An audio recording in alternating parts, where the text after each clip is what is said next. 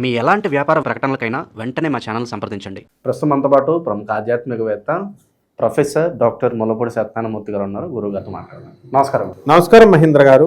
గురుగారు, జూలై నెల 2026 మీనరాశి వాళ్ళకి ఓవరాల్గా ఎలా ఉండబోతుంది? వీళ్ళు ఎలాంటి జాగ్రత్తలు తీసుకోవాలంటారు? మీనరాశి వారికి ఇప్పుడు ఇన్ జనరల్ ఎల్నట్స్ అని జరుగుతుందండి.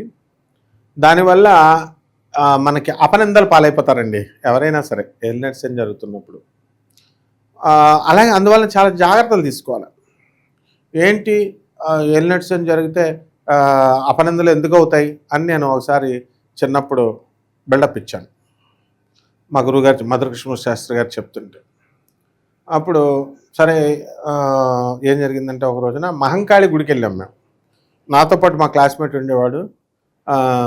మామూలుగా మహంకాళి అమ్మవారి దగ్గర చిన్న చిన్న పిల్లలు కూర్చుంటారు కదా, ఏం చదువుతున్నావు అని అడుగుతాం కదా. మేము అప్పటికి ఇంటర్ చదువుతున్నాం. ఏం చదువుతాం అంటే ఏదో 4th క్లాస్ 3rd క్లాస్ అని చెప్పారు. బాగుంది. అలాగా పరిచయం అనమాట ఆ పిల్లలు. ఒక రోజున ఏం జరిగిందంటే వాడు నేను కలిసి ఇలా రోడ్డు మీద వెళ్తున్నాం. ఆ సందులోనే ఆ పిల్ల వాళ్ళ అమ్మ జుట్టు వేస్తుంది, మేడ మీద నుంచి తల దూతుంటే మా వాడు హాయ్ అన్నాడు ఆ పిల్లని. ఆ చిన్న పిల్లలు 3rd క్లాస్ వాళ్ళు తుర్రమని పారిపోతారు కదా, ఆ జడ వేసుకునే పిల్ల తుర్రమని పారిపోయింది. అక్కడ ఎవరి నుంచి ఉన్నారండి? వాళ్ళ అమ్మ కదా ఉంటుంది. నేనేమో తల కిందకు దించుకున్నాను. ఈ మావాడేమో హాయ్ అన్నాడు కదా పిల్లని, ఆవిడని చూస్తున్నాడు. వాళ్ళ వెనకాలే ఆవిడ మొగుడు వస్తున్నాడండి బైక్ మీద. మమ్మల్ని ఏం అనలేదు, ఇంటర్ బచ్చాగాళ్ళం కదా మేము కూడా. అయితే మేము వెళ్ళిన ఇంట్లోకే వాళ్ళు అద్దుకుంటున్నారండి. మాకు తెలియదు. నాగలక్ష్మి గారిని ఉంటారు వాళ్ళ ఇంట్లో, పక్కన ఈయనే ఓనరు. మాకు తెలియదు ఆ విషయం. మేము వెళ్తుంటే గొణుకుతుంటే ఎందుకు గొణుకుతున్నాడు?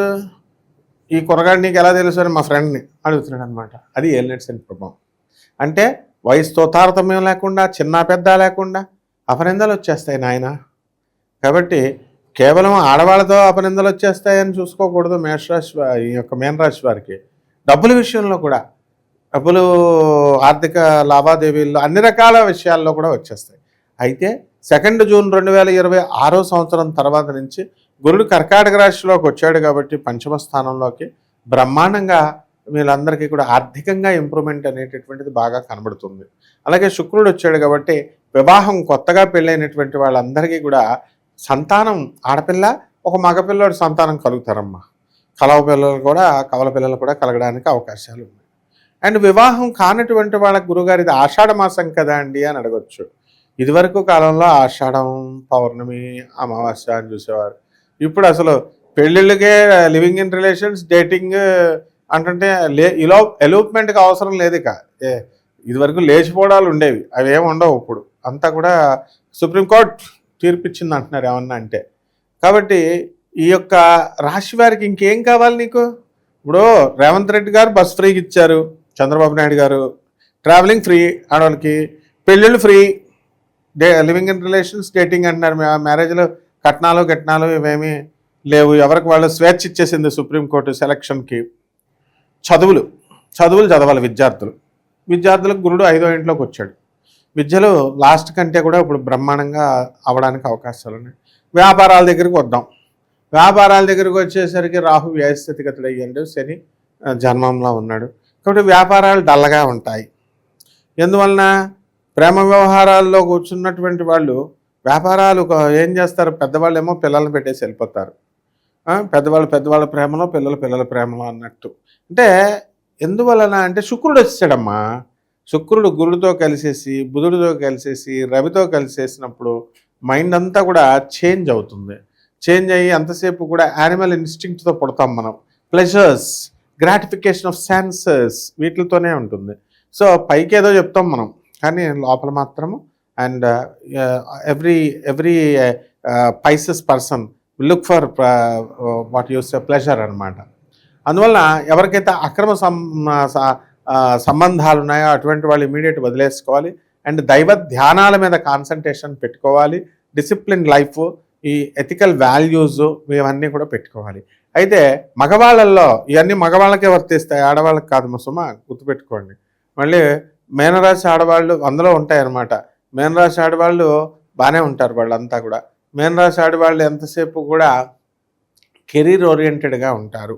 అండ్ వీళ్ళు ఈ పెళ్ళిళ్ళు కుదుర్చుకొని పెట్టుకున్నటువంటి వాళ్ళకు కూడా మనకి మైండ్ చేంజ్ అవ్వడానికి అవకాశాలు ఉంటాయి. కాబట్టి ఆషాఢ మాసమైనా ఏ మాసమైనా ఇమ్మీడియట్ పెళ్లి చేసి పడేయడం మంచిది. అలాగే నూతన వస్త్రాలంకరణలు, చేపల రొయ్యల చెరువుల బిజినెస్లు, సీడ్స్ అవన్నీ కూడా బాగుంటాయి. అలాగే ఈ యొక్క కేతువు మనకి షష్ఠ స్థితిగతుడై ఉన్నాడు కాబట్టి ఫారిన్ అంబాసిడర్ల దగ్గర నుంచి మీకు లాభాలు జరగడము, ఇతర దేశాలకు వెళ్ళడము.